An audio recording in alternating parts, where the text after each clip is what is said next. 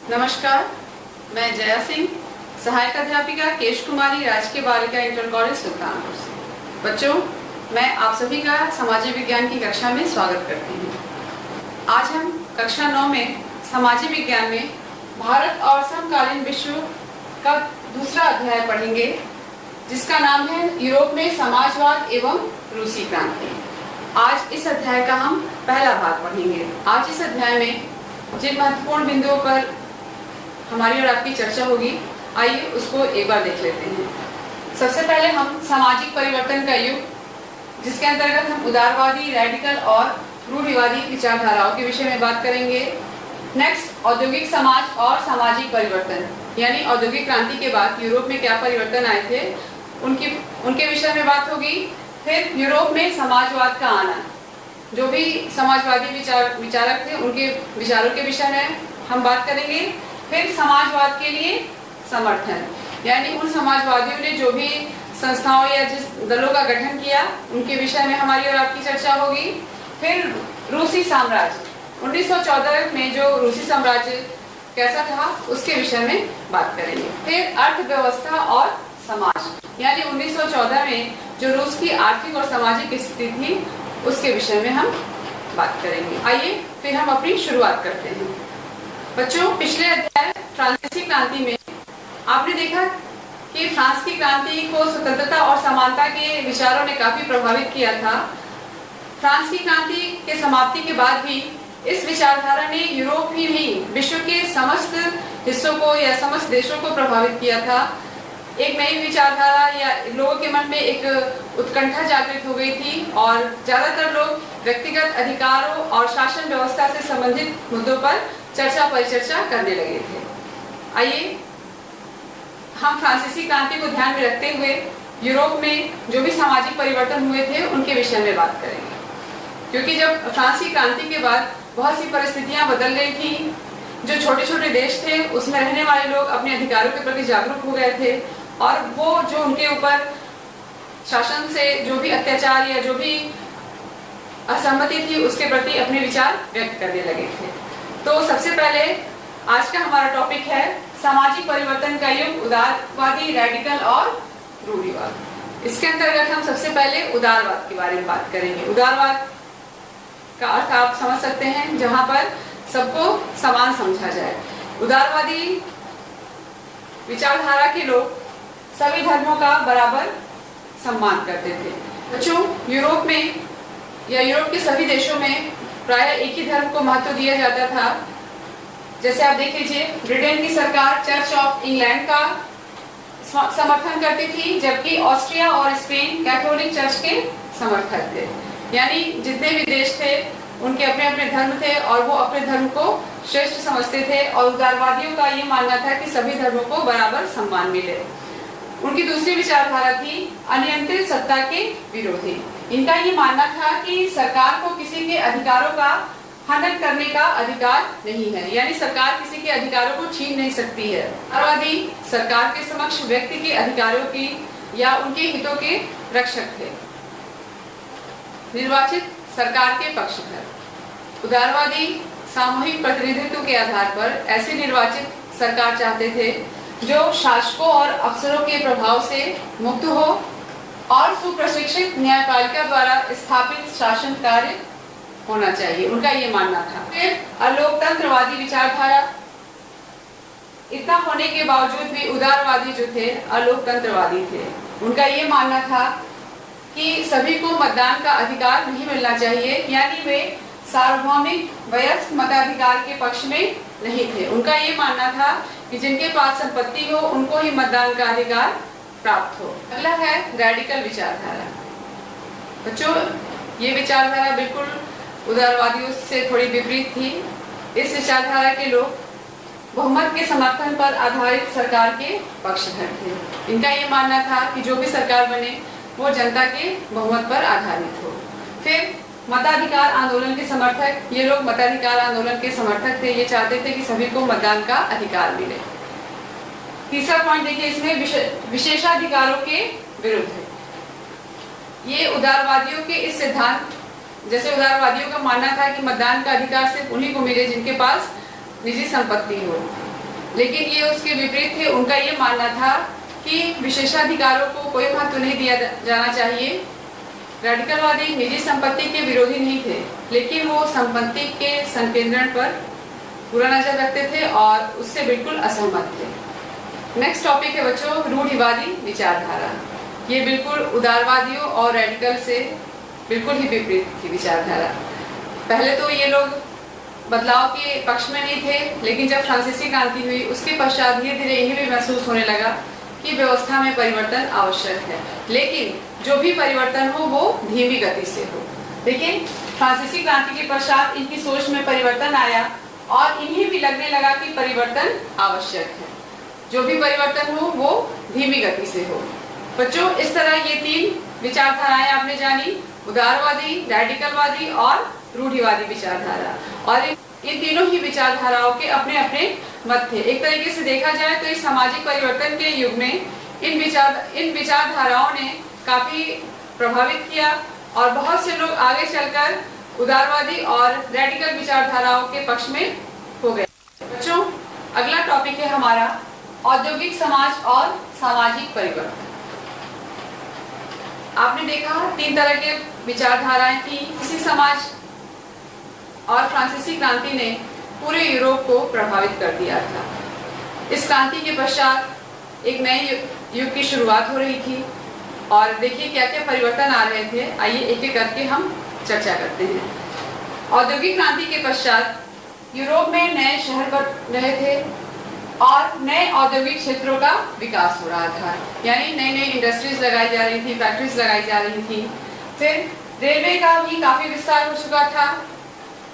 उस क्रांति के पश्चात महिलाओं और पुरुषों एवं बच्चों को भी कारखानों में काम मिलने लगा था, फैक्ट्रीज में उन्हें काम मिलने लगा था। लेकिन इसके बावजूद भी बेरोजगारी की समस्या जो थी वो बनी हुई थी। क्यों? क्योंकि ऐसा था बच्चों, औद्योगिक वस्तुओं की मांग में गिरावट आ गई थी, जिससे बेरोजगारी की समस्या बनी हुई थी। इसके अलावा जो मजदूर थे उनकी मजदूरी भी बहुत कम थी, यानी जो उनको मजदूरी मिलती थी वो उस समय के आर्थिक परिवेश के हिसाब से बहुत कम थी। जो आप ये पिक्चर देख रहे हैं और आप ये देख रहे हैं कि 19वीं शताब्दी के मध्य में लंदन के गरीबों की दशा उसी समय के एक व्यक्ति की दृष्टि से, यानी जो चित्र है किसी ने लिया है और इस समय आप देख रहे हैं कि कैसे मजदूर इस तरह बेतरतीब बैठे हुए हैं और उनकी आर्थिक स्थिति कितनी खराब है। नए नए शहरों का विकास हो रहा था और शहरों के फैलने से आवास की समस्या बढ़ रही थी, क्योंकि लोगों को रहने की जगह नहीं मिल रही थी, जिससे जनजीवन अस्त व्यस्त हो गया था। उदारवादी और रेडिकल दोनों ही इन समस्याओं के हल खोज रहे थे। इन दोनों के पास ही अपार संपत्ति थी और इनके अपने कर्मचारी भी थे। इन्होंने संपत्ति, व्यापार और औद्योगिक व्यवसायों के माध्यम से इकट्ठा किया था। इनका ये मानना था कि यदि मजदूर स्वस्थ हो और नागरिक पढ़े लिखे हो तो इस स्थिति का लाभ उठाया जा सकता है। ये उदारवादी और रेडिकल समूह के लोग व्यक्तिगत स्वतंत्रता के पक्ष में थे और जन्मजात मिलने वाले विशेष अधिकारों के विरुद्ध थे।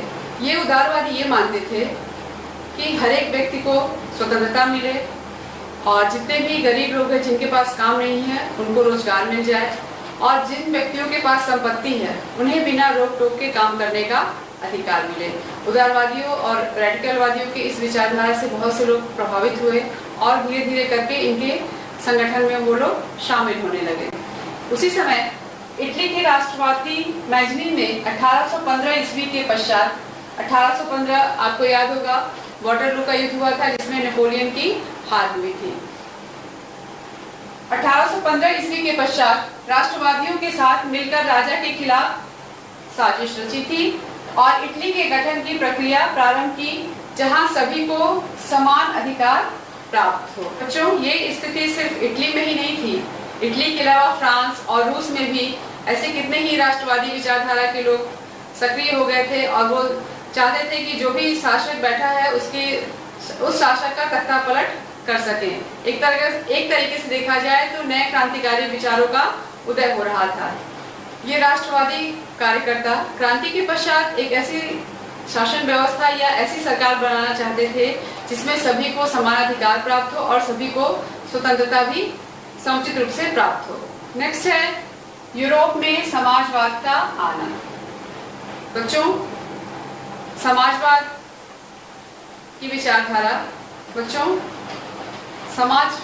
विचारधारा समाज के पुनर्गठन की सबसे दूरगामी दृष्टि देने वाली विचारधारा और इस विचारधारा की शुरुआत 19वीं सदी के मध्य में हुई थी। समाजवाद यानी सोशलिज्म। आइए हम जानते हैं कि इस समाजवाद के अंतर्गत क्या क्या बातें हुई थी। समाजवादी निजी संपत्ति के विरोधी थे और उनका मानना था कि संपत्तिधारी व्यक्ति को सिर्फ अपने फायदे से मतलब रहता है और वह उनके बारे में नहीं सोचता जो उसकी संपत्ति को उत्पादनशील बनाते हैं। इनका ये मानना था कि जो भी मजदूर फैक्ट्री में काम करते हैं तो जो फायदा होता है वो फैक्ट्री मालिक को मिलता है, ना कि मजदूरों को मिलता है। तो वो नहीं चाहते थे कि संपत्ति का एक जगह एकत्रीकरण हो, वो चाहते थे कि संपत्ति को पूरे समाज में बांट दिया जाए ताकि सबको इसका लाभ मिल सके। समाजवादी संपत्ति पर किसी एक व्यक्ति का नियंत्रण नहीं चाहते थे। उनका ये मानना था कि संपत्ति पर समाज का नियंत्रण हो, क्योंकि संपत्ति ही विरोध का कारण बनती है और जब संपत्ति का एकत्रीकरण होता है तो धीरे धीरे लोगों में क्या होता है, दूरियां बढ़ती हैं, ऊंच और नीच का फर्क किया जाने लगता है। आइए बच्चों, अब हम समाजवादियों के विचारों के विषय में बात करेंगे, क्योंकि जितने भी समाजवादी थे उनकी अपनी एक विभिन्न विचारधारा थी और वो एक ऐसे समाज के निर्माण के पक्षधर में थे जहाँ पर सभी को समान अधिकार प्राप्त हो। तो इसके अंतर्गत सबसे पहले हम इंग्लैंड के उद्योगपति रॉबर्ट ओवर के विषय में बात करेंगे। इन्होंने नया समन्वय नामक एक समुदाय गठित किया। यह समुदाय इंडियाना यूएसए का ही क्षेत्र है, इसमें गठित किया और इन्होंने सामूहिक उद्यमों को बढ़ावा देने की बात की थी। फिर आगे चलकर फ्रांसीसी समाजवादी लुई ब्लांक सरकार द्वारा सामूहिक उद्यमों यानी जो कोऑपरेटिव क्षेत्र हैं को बढ़ावा देने और पूंजीवादी उद्यमों को हटाने के पक्ष में अपना विचार व्यक्त किया था। आगे चलकर फिर हम कार्ल मार्क्स के बारे में बात करेंगे। कार्ल मार्क्स भी बहुत बड़े समाजवादी थे। इन्होंने एक बहुत ही प्रसिद्ध पुस्तक लिखी थी दास कैपिटल। उसमें उन्होंने अपने समाजवादी विचार को बताया था। इनका ये मानना था कि औद्योगिक समाज पूंजीवादी समाज है। फैक्ट्रियों में लगी पूंजियों पर पूंजीपतियों का स्वामित्व है और पूंजीपतियों को जो ये फायदा मिल रहा है वो मजदूरों की मेहनत से मिल रहा है। इसलिए वो ये चाहते थे कि जब तक निजी पूंजीपति मुनाफे का संचय करते जाएंगे तब तक मजदूरों की स्थिति में सुधार नहीं हो सकता है। इसलिए अपनी स्थिति में सुधार लाने के लिए मजदूरों को निजी संपत्ति और इन पूंजीवादी विचारधाराओं को उखाड़ फेंकना होगा। कार्ल मार्क्स का ये मानना था कि स्वयं को पूंजीवादी शोषण से मुक्त कराने के लिए एक अलग समाज की स्थापना करनी होगी जिसमें संपूर्ण संपत्ति पर संपूर्ण समाज का नियंत्रण होगा। कार्ल मार्क्स भी निजी संपत्ति के विरोध में थे। उनका मानना था कि संपत्ति पर समाज का नियंत्रण होना चाहिए। मार्क्स ने इस समाज को साम्यवादी समाज यानी कम्युनिस्ट सोसाइटी का नाम दिया था और मार्क्स का ये विचार बहुत ही प्रसिद्ध हुआ था। आगे चलकर फ्रेडरिक एंगल्स ने इनका मानना था कि मजदूरों को पूंजीवाद और निजी संपत्ति के शासन को समाप्त करना होगा। यानी ये जितने भी समाजवादी विचारक हुए ये निजी संपत्ति के घोर विरोधी हुए और इनका मानना था कि जो भी संपत्ति है वो सरकार उस पर समाज का नियंत्रण होना चाहिए और जो सामूहिक उद्यम है यानी जो कोऑपरेटिव क्षेत्र है उसको अधिक से अधिक बढ़ावा मिलना चाहिए। अगला हमारा टॉपिक है समाजवाद के लिए समर्थन।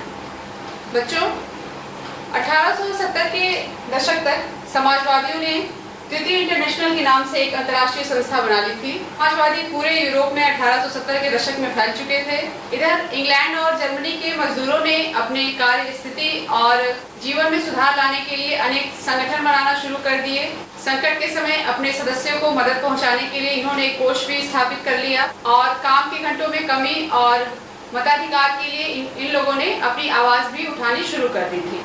इसी क्रम में जर्मनी में सोशल डेमोक्रेटिक पार्टी के साथ इन संगठनों के काफी गहरे रिश्ते थे और इन्हें संसदीय चुनाव में सीट दिलाने में भी मदद मिली थी। इसका मतलब ये हुआ कि ये संगठन जो है जब चुनाव होते थे तो इन पार्टियों की मदद किया करते थे। आगे चलकर 1905 में ब्रिटेन के समाजवादियों और ट्रेड यूनियन आंदोलनकारियों ने लेबर पार्टी के नाम से और फ्रांस में सोशलिस्ट पार्टी के नाम से अपनी एक अलग पार्टी बना ली थी।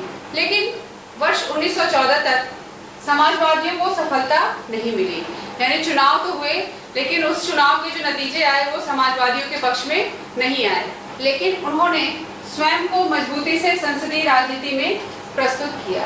इसका मतलब ये है कि उनके प्रतिनिधियों को चुनाव जीतने में मदद मिली थी और उनके कई प्रतिनिधि जीते भी थे, लेकिन जो सरकार थी उसमें ज़्यादातर रेडिकलवादी, उदारवादी और रूढ़िवादियों का ही दबदबा बना रहा। बच्चों, अब हम रूसी साम्राज्य की बात करेंगे और वो भी 1914 की। 1914 बच्चों बहुत ही प्रसिद्ध वर्ष है क्योंकि इस समय प्रथम विश्व युद्ध हुआ था। तो सबसे पहले आइए हम रूस के बारे में जानते हैं। रूस में निरंकुश राजशाही का शासन था जिसकी स्थापना 1325 से 1340 ईस्वी में हुई थी। रूस के शासक को जार कहा जाता था। जार शासक राजा के दैवी सिद्धांत में विश्वास करते थे। दैवी सिद्धांत यानी खुद को ईश्वर का प्रतिनिधि मानते थे। जब रूस की क्रांति हुई थी उस समय रूस का जार निकोलस द्वितीय था, यानी आप ये चित्र देख रहे हैं ये जार निकोलस ही हैं। और जब ये क्रांति हुई थी तो उस समय रूस के शासक के रूप में ये विद्यमान थे। बच्चों, 1914 में जो रूसी साम्राज्य की स्थिति थी, आइए एक बार उसकी तरफ हम लोग चलते हैं। 1914 में मॉस्को के आसपास पड़ने वाले भूक्षेत्र के अलावा फिनलैंड, लातविया, लिथुआनिया, एस्टोनिया तथा पोलैंड, यूक्रेन व बेलारूस के कुछ हिस्से रूसी साम्राज्य के अंग हुआ करते थे। बच्चों, ये आप मानचित्र देख रहे हैं और ये मानचित्र 1914 में जब प्रथम विश्व युद्ध हुआ था उस समय का है। प्रथम विश्व युद्ध 1914 से 1918 के बीच में हुआ था। उस समय दो गुट थे, एक मित्र राष्ट्रों का और एक केंद्रीय शक्तियों का। मित्र राष्ट्रों में इंग्लैंड, फ्रांस और रूस थे और केंद्रीय शक्तियों में जर्मनी, ऑस्ट्रिया और हंगरी थे। ये आप क्षेत्र देख रहे हैं, जो ये ऑरेंज आपको दिखाई दे रहा है ये जर्मनी का क्षेत्र है और ये ऑस्ट्रिया और हंगरी है। ये क्या थे? ये केंद्रीय शक्तियां थी। रूसी साम्राज्य देख रहे हैं आप, फ्रांस देख रहे हैं ये और इंग्लैंड, ये क्या थे? ये तीनों मित्र राष्ट्र थे। इसके अलावा आप ये क्षेत्र देख रहे हैं और ये आपका स्पेन है, ये स्वीडन है और ये नॉर्वे और ये डेनमार्क, अल्बानिया। ये जितने भी देश आप देख रहे हैं ये सभी तटस्थ राज्य थे, यानी इन देशों ने या इन राज्यों ने इस युद्ध में हिस्सा नहीं लिया था।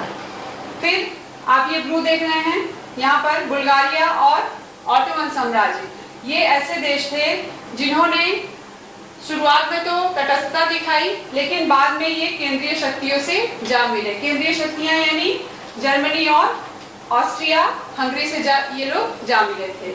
फिर आप ये ग्रीन देख रहे हैं, पुर्तगाल, इटली, यूनान और रोमानिया, ये भी ऐसे देश थे जो शुरू में तटस्थ थे लेकिन बाद में ये मित्र राष्ट्रों में शामिल हो गए। मित्र राष्ट्र यानी रूसी साम्राज्य, फ्रांस और इंग्लैंड। ये स्थिति थी बच्चों प्रथम विश्व युद्ध की। बच्चों, जो रूस का साम्राज्य था मध्य एशिया तथा प्रशांत महासागर तक फैला हुआ था। रूस में सबसे अधिक ऑर्थोडॉक्स क्रिश्चियनिटी धर्म को मानने वाले लोग थे और रूसी साम्राज्य के अंतर्गत रहने वालों में कैथोलिक, प्रोटेस्टेंट, मुस्लिम और बौद्ध भी शामिल थे। एक तरीके से देखा जाए तो रूसी साम्राज्य बहुत ज्यादा विकसित तो नहीं था लेकिन फिर भी वहां पर जो स्थितियां थी वो सामान्य थी और लोगों के रहने लायक थी। जो आइए अब हम रूस के अर्थव्यवस्था और समाज की चर्चा करते हैं और ये चर्चा 1914 को ध्यान में रखकर करेंगे। देखिए, 20वीं सदी के प्रारंभ में रूस की 85% जनता आजीविका के लिए खेती पर ही निर्भर थी।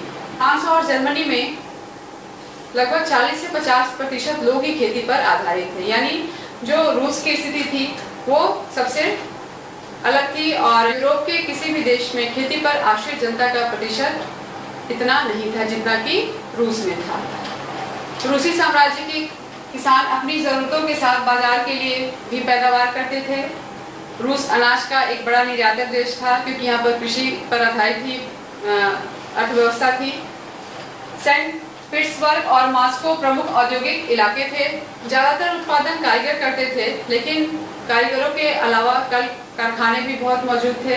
1890 के दशक में जब रूस में रेलवे का विस्तार हो रहा था, तब बहुत सारे कारखानों की स्थापना हुई थी। 1890 के दशक में रेलवे के विस्तार के कारण कई फैक्ट्रियों की शुरुआत हुई तथा विदेशी निवेशक भी बड़ी मात्रा में मॉस्को पहुंचे, जिसके परिणाम स्वरूप कोयले का उत्पादन 2 गुना और स्टील का उत्पादन 4 गुना बढ़ गया था। अधिकांश जो कारखाने थे उद्योगपतियों की निजी संपत्ति थी, लेकिन सरकारी विभाग द्वारा इन फैक्ट्रियों पर नजर रखी जाती थी। नजर इसलिए रखी जाती थी कि जो भी मजदूर रखे जा रहे हैं उनको न्यूनतम मजदूरी मिले, जो भी उनका एक मानक हो और जो काम करने के निश्चित घंटे हो वो निर्धारित हो, यानी किसी भी मजदूर के साथ अन्याय ना होने पाए, सबको एक समान कार्य का अवसर मिले और एक निश्चित समय या निश्चित कार्यावधि पर उसका कार्य समाप्त हो। बच्चों, इसके अंतर्गत हम मजदूरों की स्थिति के बारे में भी जानेंगे। जो रूस की सामाजिक व्यवस्था थी, हम ये देखेंगे कि रूस का समाज 3 वर्गों में बटा हुआ था: उच्च वर्ग, मध्य वर्ग और सर्वहारा वर्ग। उच्च वर्ग में कौन थे? जारशाही के सदस्य। जारशाही यानी मैंने आपको बताया कि राजा को वहां पर जार कहा जाता था। फिर सामंत, उच्च अधिकारी और जो उनके साधन हैं। मध्य वर्ग में लेखक, विचारक, छोटे सामंत, छोटे व्यापारी और दार्शनिक शामिल थे। सर्वहारा वर्ग में कृषिदास, कारीगर और मजदूर। इस तरह से रूसी समाज का वर्गीकरण हुआ था। और इस समाज में जो सर्वहारा वर्ग या जो मजदूर थे, देखिए वे सामाजिक स्तर पर मजदूर बटे हुए थे। क्यों? क्योंकि कुछ मजदूरों का संबंध गांव से था और कुछ का संबंध शहरों से था। बहुत सारे मजदूर शहरों में ही बस गए थे, लेकिन उनकी योग्यता और दक्षता में भी बहुत फर्क था। सेंट पीटर्सबर्ग के धातुकर्मी मजदूर स्वयं को दूसरे मजदूरों से उच्च समझते थे। क्यों? क्योंकि इनके कार्य में अच्छे प्रशिक्षण और निपुणता की आवश्यकता होती थी। बच्चों, आप ये चित्र देख रहे हैं, ये एक बंकर का चित्र है जहाँ पर मजदूर जो है पालियों में काम करते थे और बारी बारी से सोते थे और परिवार को साथ नहीं रह सकते थे। और ये जो स्थिति है, ये रूस में क्रांति होने से पहले की स्थिति है। वर्ष 1914 तक लगभग 31% महिलाएं फैक्ट्री मजदूर के रूप में कार्य करती थी, लेकिन इनका जो वेतन होता था वो पुरुष मजदूरों की अपेक्षा कम होता था। यानी उनका जो इन्हें जो वेतन प्राप्त होता था वो एक जो निश्चित मानक था जो पुरुषों को मिलता था, वो इनको नहीं प्राप्त होता था। अब हम ग्रामीण क्षेत्रों में कृषकों की स्थिति के विषय में बात करेंगे, यानी रूसी साम्राज्य में कृषक की स्थिति क्या थी। ग्रामीण क्षेत्रों में अधिकांश जमीन पर किसान खेती करते थे। जैसा कि मैंने आपको बताया कि 85% जनता जो है खेती करती थी, लेकिन विशाल संपत्तियों पर कुलीन वर्ग, राजशाही और ऑर्थोडॉक्स चर्च ने अपना प्रभुत्व स्थापित किया हुआ था। रूसी किसान यूरोप के बाकी किसानों के मुकाबले भिन्न थे। कैसे भिन्न थे? देखिए, किसान मजदूरों की तरह ही बटे हुए थे और बहुत धार्मिक स्वभाव के थे। ये सामंतों और नवाबों का बिल्कुल सम्मान नहीं करते थे और इसी के कारण ये देखिए 1902 में दक्षिणी रूस तथा वर्ष 1905 में रूस में ऐसी घटनाएं हुई कि रूसी कृषक अपनी संपूर्ण जमीन कम्यून को दे देते थे। कम्यून, जिसे मीर भी कहा जाता था, और फिर कम्यून प्रत्येक कृषक को परिवार की आवश्यकता के अनुसार भूमि वितरित करता था। ये रूसी साम्राज्य के ग्रामीण क्षेत्रों में कृषकों की स्थिति थी। बच्चों, आज इस अध्याय के प्रथम भाग में हमने यूरोप में समाजवाद के आगमन को भलीभांति समझा और अंत में मैं आपको कुछ अभ्यास प्रश्न दे रही हूँ, जिन्हें आप अपने नोटबुक में करते जाएंगे। 5 प्रश्न हैं। देखिए, पहला प्रश्न है, नया समन्वय समुदाय की रचना का प्रयास किसने किया? दूसरा है, रूसी समाज कितने वर्गों में विभाजित था? तीसरा प्रश्न, यूरोप में फ्रांसीसी क्रांति के पश्चात 3 तरह के विचारों का उदय हुआ, संक्षेप में इन विचारों की चर्चा कीजिए। चौथा है, वर्ष 1914 के रूसी साम्राज्य के विषय में लिखिए। और 5वां प्रश्न है, रूस में समाजवादी किसे कहा जाता था?